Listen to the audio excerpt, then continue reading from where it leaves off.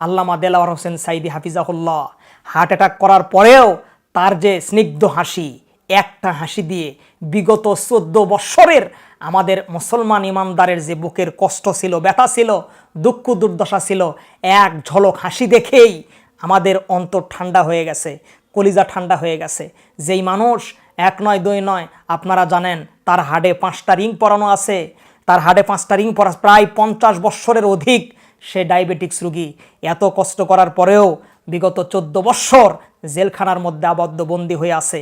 এরপরেও যখন সে heart attack করেছে, তাকে যখন হাসপাতালে নিয়ে আসা হলো, পিজি হাসপাতালে যখন প্রথম তাকে রিফার করা হয়, কিন্তু তার আগে যখন গাজীপুরে একটা হাসপাতালে নেওয়া হয়, তাকে যখন গাড়ি থেকে নামানো হয়, সে তার অস্তিত্বকে ভুলে যায় নাই, মুসলমানকে ভুলে যায় নাই, সে তার ইমানি তেজদীপ্ত ভুলে যায় নাই।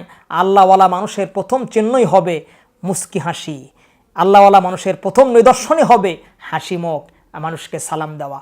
উনি গাড়ি থেকে নেমেই এত সুন্দর মুস্কি হাসি দিলেন, সালাম দিলেন, যেটা দেখে কলিজা ঠান্ডা হয়ে গেল। আমি সারা রাত ঘুমাইতে পারি নাই।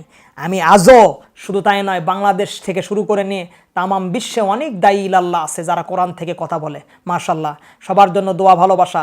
কিন্তু সাবজেক্টরি নির্দিষ্ট সাবজেক্টে যদি কোনো বক্তা, কোনো দায়ী ইলাল্লাহ কথা বলে, একমাত্র বিশ্বের বুকে নন্দিত মুফাসসির আল্লামা দেলাওয়ার হোসেন সাইদি হাফিজাহুল্লাহ, উনি সাবজেক্ট বাই সাবজেক্ট কথা বলতে পারে, নির্দিষ্ট বিষয়ে পূর্ণাঙ্গ এমন ব্যাখ্যা তিনি উপস্থাপন করতে পারে, যার ব্যাখ্যা শোনার জন্য হাজার হাজার মানুষ পাগল পারা হয়ে যায়, হাজার হাজার মানুষ অধীর আগ্রহে থাকে। আমি আজকে ওনার হাসি দেখে বিগত 14 বৎসরের কষ্ট দুর্দশা একটুটা হলেও ভুলেছি, কিন্তু এত পরিমাণ ব্যথা হচ্ছে, কষ্ট হয়, যে মানুষটা এত বড় রোগের রোগী, তারপরেও তিনি 14 বৎসর হলে জেলখানার মধ্যে আবদ্ধ। আসেন, পুরো দেশবাসী এবং তামাম বিশ্ববাসীর কাছে আমি উদাত্ত আহ্বান জানাবো, এই মানুষটার জন্য একটু অন্তর থেকে, দিল থেকে দোয়া করেন, যাতে আল্লাহ পাক এই মানুষটাকে দীর্ঘ হায়াত দান করে। ছোট্ট পরিসরে একটা নিউজ আমি আপনাদেরকে বলতে চাই, জানি না আমার বেশি বলা হবে কি না।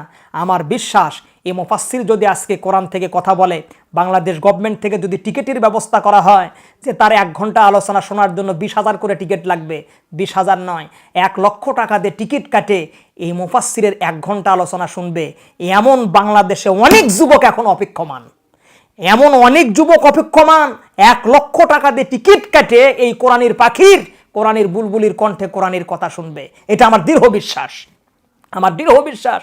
অতএব আল্লাহ পাক এই মহান মানুষকে জানো, এই মহান নন্দিত মুফাসসিরকে জানো, হাফিজাহুল্লাহকে জানো, এই আল্লাহর ওলিকে জানো আল্লাহ পাক মুক্ত করে দিয়ে দেয়, তাকে যেন সুস্থ রাখে এবং দীর্ঘ আয়ু আল্লাহ পাক তাকে দান করে, আবারও যেন কোরআনের ময়দানে ফিরে আসে। উদত্ত কণ্ঠে আহ্বান জানাবো, অন্তত একসঙ্গে আমরা আবারও জানো তার কণ্ঠে কোরআনের সেই সুললিত তাফসির যেন আমরা শুনে আমাদের কলিজা হৃদয়কে যেন জোড়াইতে পারি। আল্লাহ পাক যেন কবুল করে নিয়ে নেয়, আমরা পড়ি আমিন।